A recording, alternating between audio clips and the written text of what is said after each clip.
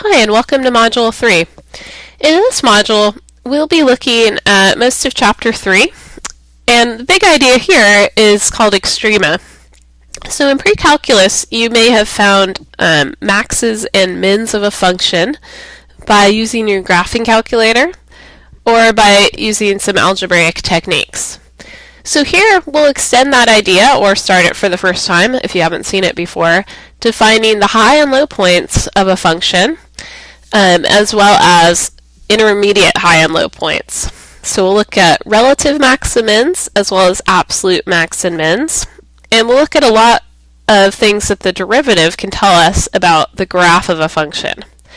So you'll start in 3.1 and proceed for the first 4 sections through Chapter 3. Then we do a worksheet outside of the textbook. And that's because the textbook approaches graphing in one way, while the AP exam approaches it in a different way. So the worksheet will really help you to understand how the AP is looking at graphing functions and looking at using the derivative and second derivative to find points on the functions.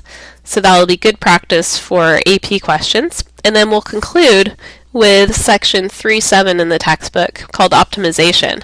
And that's another application for derivatives. So just like we looked at related rates in Chapter 2, the end of Chapter 2, Chapter 3 is going to conclude with how you can find applied maxes and mins in word problems.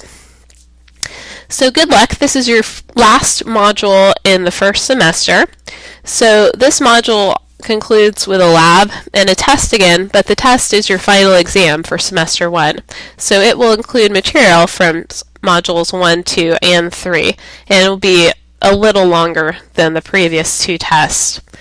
So as you're working through this, as always, post questions in the Module 3 forum. Feel free to email questions to me directly, and really look at how the derivative plays a big role here in the area of graphs.